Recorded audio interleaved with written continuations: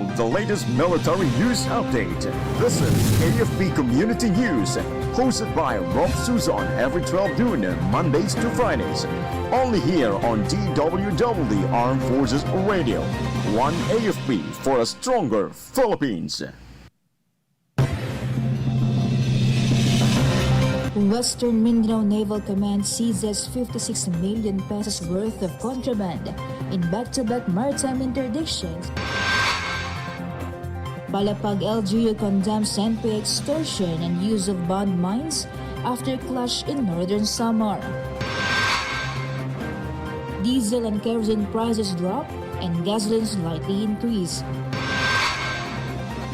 DOTR Secretary tasks Dalian trains for MRT3's holiday boosts.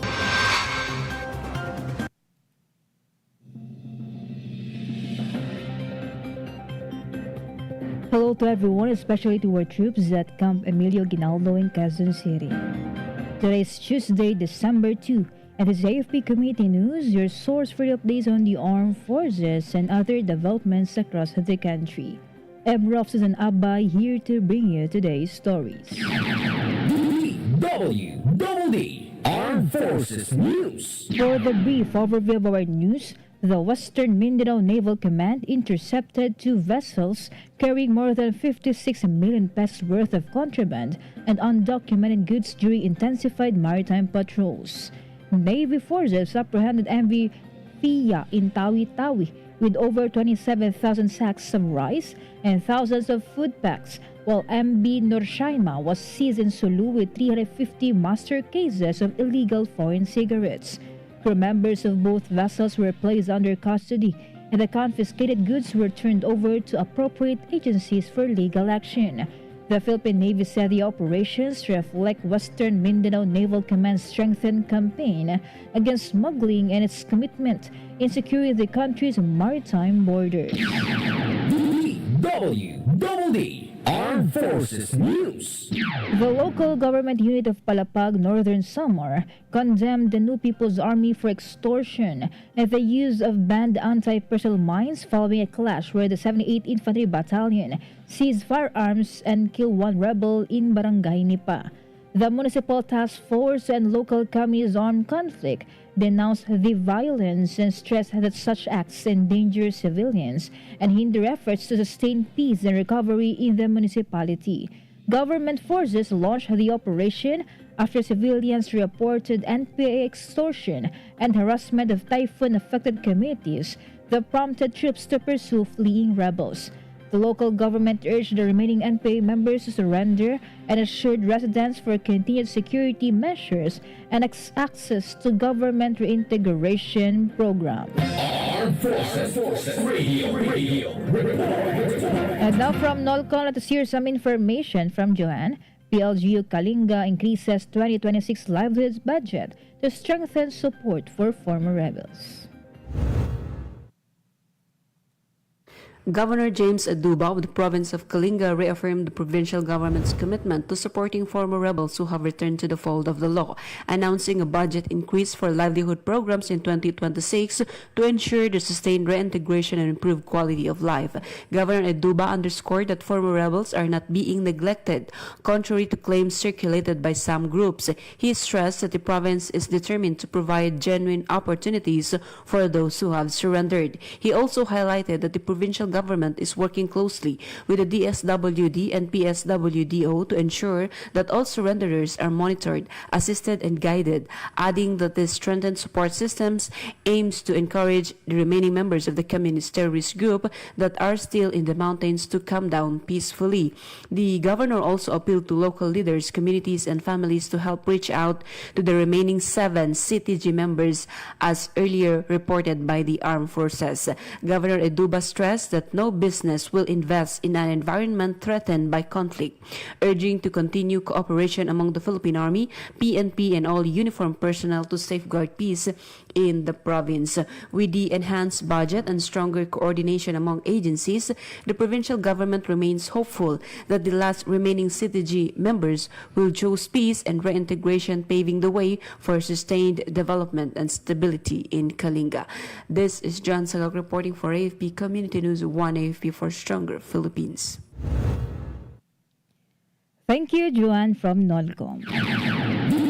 DWDD Armed Forces News. 3 new People's Army members surrendered with high-powered firearms to the 402nd Infantry Brigade in Butuan City, including Romano Alesiano alias John Bell, a unit vice commanding officer.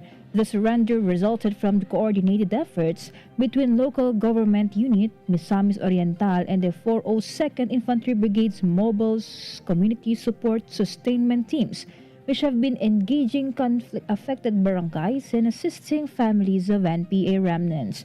These MCSSTs help educate communities on government socio-economic programs and facilitate access to ECLIP, the amnesty program, a genuine and community-based approach that convinced the rebels to return to the fold of the law.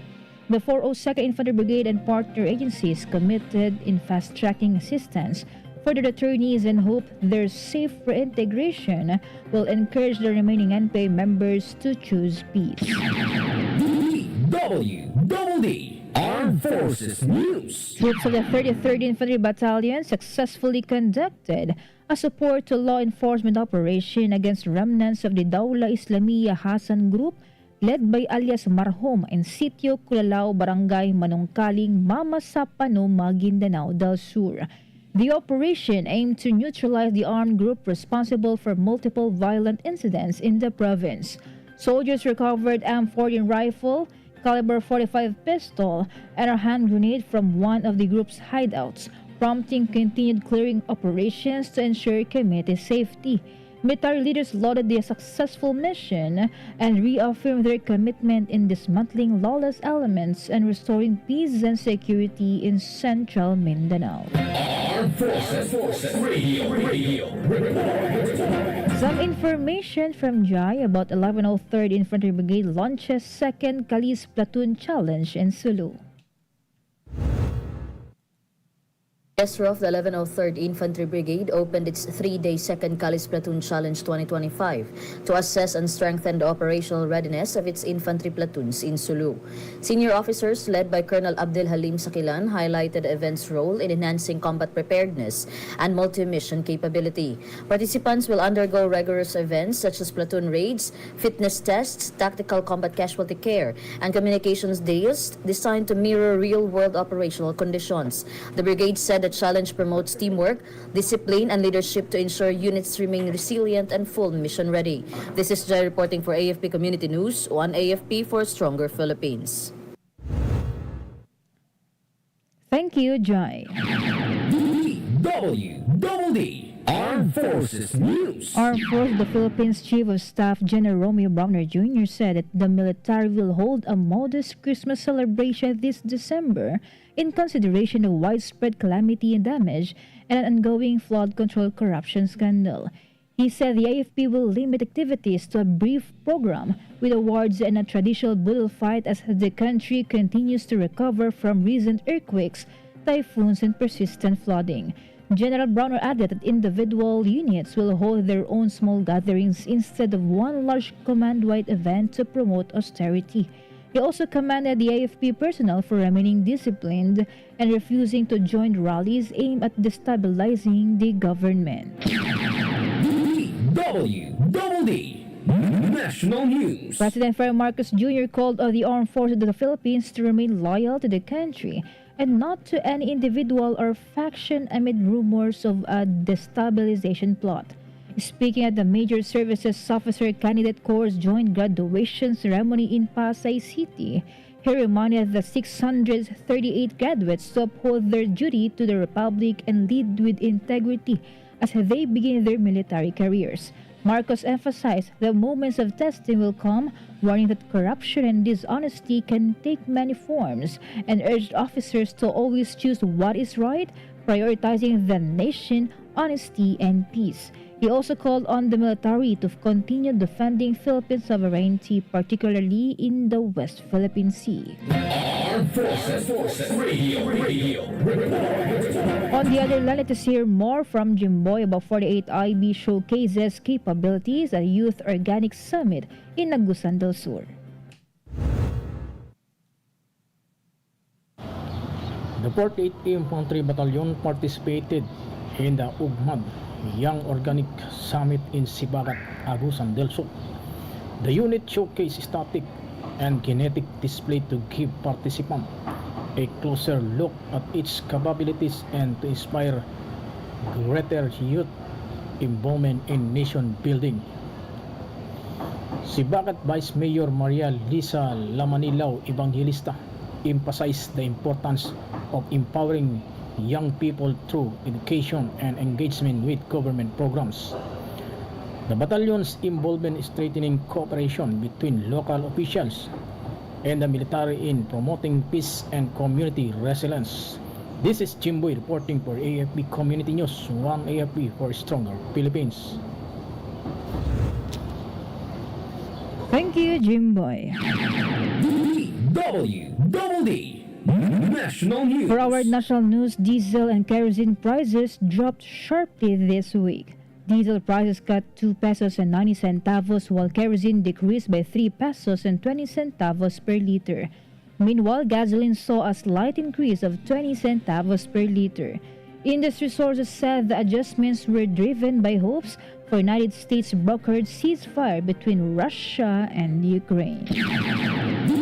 DWDD National News. Transportation Secretary Giovanni Lopez boarded one of the long-idle Dalian train sets over the weekend. This signals the government's push to finally integrate the China-made light rail vehicles into the MRT-3 system in time for the December commuter surge. Joined by MRT-3 General Manager Mike Capati, Lopez conducted the full test ride to assess the train's safety and readiness, noting it could help ease heavy holiday congestion along the aging line. He said President Marcos ordered the accelerated deployment of the higher capacity trains with strict safety checks and proper operating protocols to be enforced before they return to passenger service. Armed Forces Radio Report. From our report on the ground, let us hear the report of Ferdy about 703rd Infantry Brigade joins gift giving tree planting drive to help protect Sierra Madre. Good day everyone, the 703rd Infantry Brigade joined a 2-day gift-giving and tree planting activity in Nueva Ecija to promote environmental protection and strengthening community ties. Various partner organizations worked with organizers to support local residents and raise awareness on preserving the Sierra Madre. The brigade emphasized Sierra Madre's critical role in shielding communities from natural disasters and maintaining ecological balance. Commander Brigadier General Eugenio Julio Osias IV reaffirmed the Army's commitment to environmental stewardship and community service in building a safer, sustainable future. This is Ferdy Blues reporting for AFP Community News, one AFP for a stronger Philippines. Thank you, Ferdy. DWDD National News. Philippine National Police Acting Chief Lieutenant General Jose Melencio Nartates Jr. said the police force is now shifting its focus in ensuring a peaceful and meaningful Christmas season for all Filipinos. He noted that heavier foot and vehicle traffic are expected in malls and other crowded areas, prompting the PNP to increase visibility and presence on the streets and in communities. Nartates has ordered police commanders nationwide, including those in tourist destinations, to begin implementing Christmas security measures and conduct regular reviews for necessary adjustments. He added that visibility, quick response, and strategic operations will be key in preventing criminal activity throughout the holiday period and into the first week of January. DWDD National News. The Department of Labor and Employment reminded the companies the labor inspections and related activities will continue from November 30th to December 31st. Priority inspections will cover complaints, occupational safety and health investigations, post-disaster assessments, and technical safety checks on equipment such as boilers, pressure vessels, and electrical installations. DOLE will also focus on high-risk and high-demand establishments during the holiday season, including the manufacturing, construction, telecommunications, pyrotechnics, and public transportation industries, as well as micro-establishments requiring advisory visits. Monitoring compliance with correction orders and enforcement activities from previous inspections will continue as part of DOLE's mandate to uphold labor standards under the Labor Code of the Philippines. Armed Forces Radio Report. From Gene updates about government agencies and 76IB bring aid to Abra de Ilog community in Occidental Mindoro.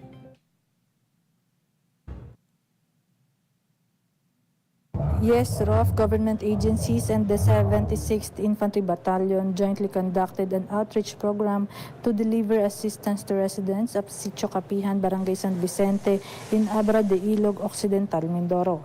The Provincial Social Welfare and Development Office, police personnel, civil military operations units, and partner organizations provided humanitarian aid and social services to families in need. The activity aimed to extend immediate government support and strengthen collaboration with local communities. Officials praised the active participation of residents and vowed to continue delivering responsive and compassionate services. This is Gina reporting for AFP Community News, 1 AFP for Stronger Philippines. Thank you so much, Gina. DWDD National News. Meanwhile, House Speaker Faustino D. called for unity among lawmakers and staff in the House of Representatives to restore public trust and push forward long-awaited reforms for Filipinos. Speaking at the flag-raising ceremony at the Batasan complex, he urged everyone to focus on the people's welfare, face challenges together, and support one another with courage and clarity. D emphasized that lasting reforms required humility, cooperation, and faith. He also warned against being distracted by political noise and misinformation, stressing that unity will allow the chamber to gradually implement the changes citizens have been waiting for. DWDD National News. The Bureau of Customs and the Land Transportation Office are jointly investigating a Chinese national to determine his connection to a car dealer suspected of selling luxury vehicles to the contractor couple Pacifico and Sara Diskaya.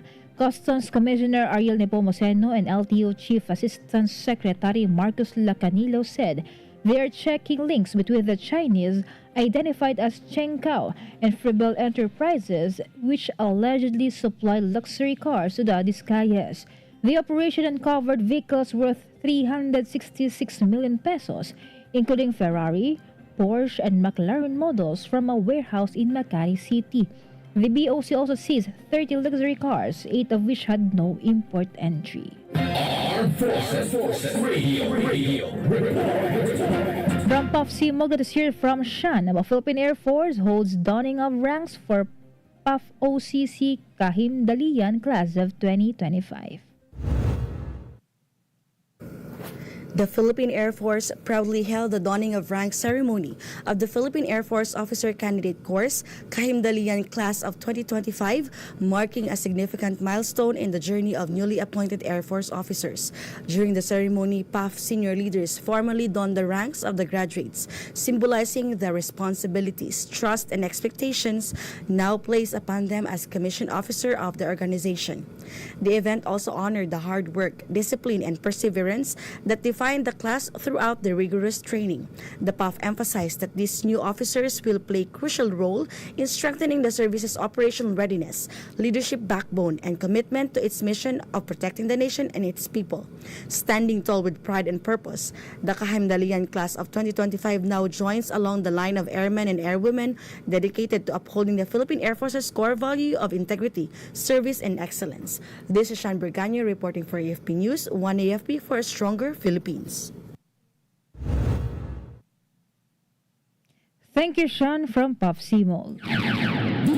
DWDD National News. For other national news, the newly established Climate Change Task Force under the Climate Change Commission, led by retired Air Force Brigadier General Gerardo Zamudio, aims to strengthen environmental protection, enforce climate policies, and boost community resilience across the Philippines. Zamudio said the task force's primary mission is to safeguard natural resources, maintain ecological balance, reduce pollution, and mitigate the impacts of climate change. Composed mainly of volunteers, the task force will coordinate with government agencies to implement key environmental laws, including the Clean Air Act, Clean Water Act, Solid Waste Management Act, Climate Change Act, and Disaster Risk Reduction and Management Act. Zamudio emphasized a whole-of-nation approach, engaging local governments, indigenous communities, civic organizations, and youth programs to build an organized volunteer network that supports the enforcement of government environmental laws and programs. DWDD National News. Solid North Party List Representative Ching Bernos has urged the Technical Education and Skills Development Authority to improve its processes to ensure more poor and disadvantaged Filipinos benefit from its programs. This comes after a study by the Philippine Institute for Development Studies found that participation of poor beneficiaries in Technical Education and Skills Development Authority training declined between 2018 and 2022. Bernos emphasized the need to properly identify eligible trainees, suggesting the agency use poverty databases from the Department of Social Welfare Development and the Philippine Identification System for verification. She also called on the Technical Education and Skills Development Authority to coordinate with industries and local governments to align training courses with labor market needs. Armed Forces Radio. Let us hear more updates from Kath about AFP reaffirms human rights and gender equality. Yes, Rofh, good noon.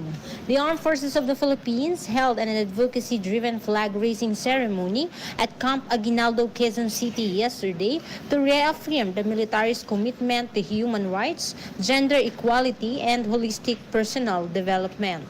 Led by AFP Chief of Staff General Romeo Brodner Jr., the program highlighted the observance of National Human Rights Consciousness Week and launched the 18-day campaign to end violence against women.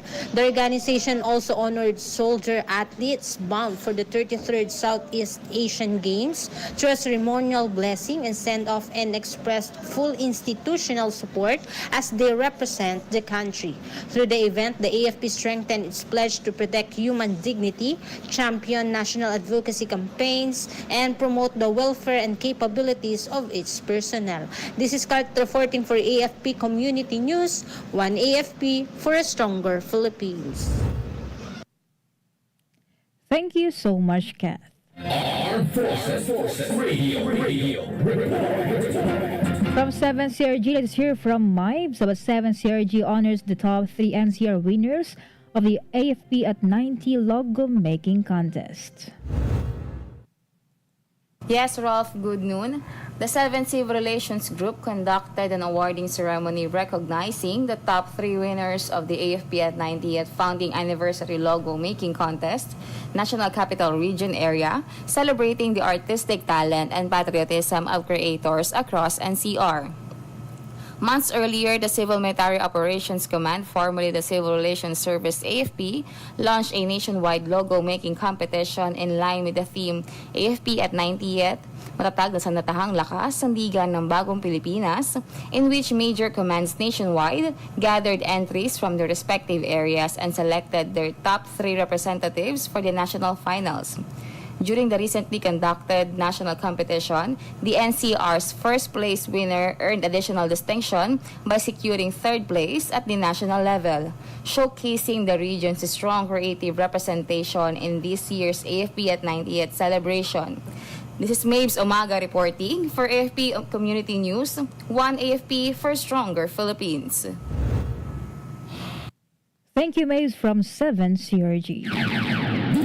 DWDD National News. The bigger and better overseas Filipino worker lounge at Ninoy Aquino International Airport Terminal 1 was officially inaugurated yesterday. This is the second launch funded by the new NAIA Infra Corporation, with the airport having served over 706,000 OFWs since the first lounge opened at Terminal 3 in July 2024. The lounges operate 24/7 and offer complimentary food, drinks, resting areas, charging stations, and secure baggage storage. The inauguration was led by First Lady Liza Araneta Marcos and NNIC President Ramon Ang, with Department of Migrant Workers Secretary Hans Leo Kakdak and OWA Administrator Patricia Yvonne Kaunan also in attendance. DWDD Armed Forces News. And that concludes today's broadcast, and thank you for tuning in, especially to our audience on AFP Radio, the WWD's Facebook page. Be sure to join and catch us again tomorrow for more stories and updates, same time and same station. Once again, it's Rofh Suzon-Abay for AFP Community News, one AFP for stronger Philippines. Behold the latest military news update. This is AFP Community News, hosted by Rofh Suzon every 12 noon, Mondays to Fridays. Only here on DWDD Armed Forces Radio.